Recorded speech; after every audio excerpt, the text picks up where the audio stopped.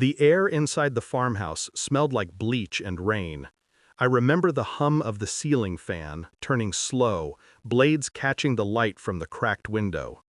Beneath it, the body, face down, hands still cuffed behind his back. Deputy Lang. The blood had already begun to dry, soaking into the wood grain. It looked old, like the floor had been waiting for it. I should have called it in right then, but the radio on my shoulder stayed silent. Because this wasn't random. This was Mario Senobi's signature. 2 years ago, he'd broken out of a medium security facility in Louisiana. A week later, they found a guard dead in a drainage ditch, throat slit, badge missing. Then, nothing. Until tonight. Lang had been on the Cheryl Senobi detail, the ex-wife, the only person Mario ever wrote to from prison. Now, Lang was dead, and Cheryl was missing. I took one slow breath, forcing the stench of blood out of my lungs. The phone on the counter started ringing. 1 ring. 2. I stared at it, waiting for the universe to blink first. When I finally answered, a man's voice, calm, deep, controlled, said only one thing. "Tell her I'm coming home." Then silence. That was when I knew Mario wasn't running anymore. He was circling back. By morning, the farmhouse was crawling with uniforms, flashbulbs, evidence markers. But none of them saw what I saw. The empty coffee cup by the sink, 2 sips left. Mario's habit. Always left the last swallow untouched, as if daring the world to finish it for him. The window latch, filed down, too clean. Inside job. Lang hadn't been surprised. He'd let him in. They called it a manhunt, but I knew what it really was, a chess match. Mario didn't escape from somewhere. He escaped toward something. His wife, his kids, the family that testified against him. In the incident report, Cheryl said he'd promised revenge. Not through violence, but through a lesson she'd never forget. That phrase haunted me. In his letters, he talked about control, how prison taught him to be patient, invisible, unstoppable. I started going through the call logs, the old visitor records. That's when I found her name, repeated 6 times. Not Cheryl's, Eliza Grant, correctional officer, single, no priors, 2 years younger than Mario. Every visit marked as routine security counseling. I looked at her file photo, blonde hair, nervous smile. The kind of woman who thought she could fix broken men. And for a while, maybe she did, until she helped one walk free. It's strange how people vanish in plain sight. Eliza didn't show up for her shift the week Mario escaped. Quit via text. Starting over, she'd written. But starting over meant running with a killer. I followed her bank trail, small withdrawals, gas stations, diners, a pattern forming north, toward Illinois, toward Cheryl. That's when it hit me. He wasn't hunting her to kill her.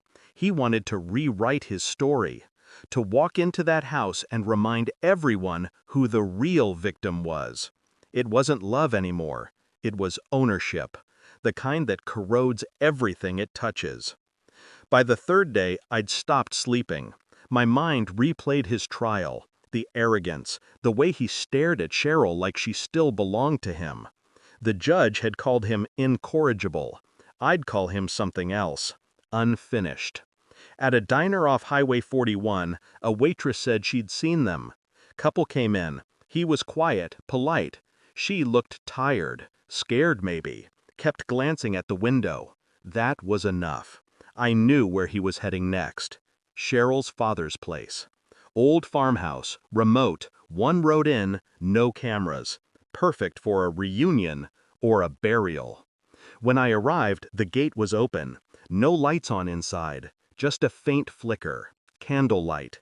And then I saw them, through the window.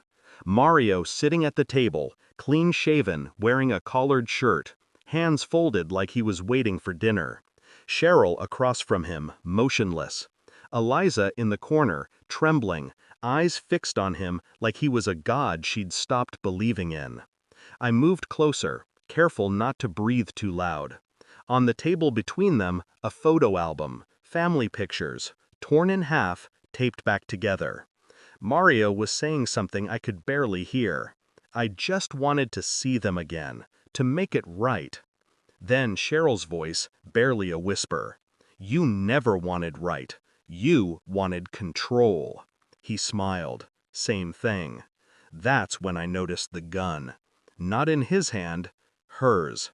She'd been holding it the whole time, under the table. The power had shifted. Quietly, finally. I stepped inside without a sound.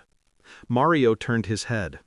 That same calm expression, the one that fooled juries, guards, lovers. "You shouldn't be here," he said. "Neither should you," he laughed. "You think you can stop this? You think you can fix what's already broken?" I didn't answer, just looked at Cheryl. "You're holding the truth," I told her, "not the gun, the choice." For a long moment she didn't move. Then she slid the weapon across the table, toward me. Mario's face fell. That was it. His second escape ended without a siren, without blood. Just silence. He was still talking when the cuffs clicked. Still trying to convince himself this wasn't the end. "She'll miss me," he said. "She already doesn't," I told him.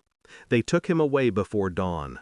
Eliza was found an hour later, sitting in the barn, whispering his name like a prayer that had turned to ash. Cheryl didn't speak. Just watched the sunrise through the window, the first she'd seen in peace in 15 years. I stood outside, listening to the wind move through the trees. It sounded like freedom, but not mine.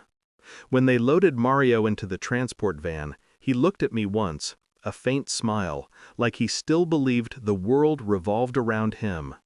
I didn't look back, because I finally understood something he never would. Justice isn't mercy. It's the moment the monster realizes he's ordinary again.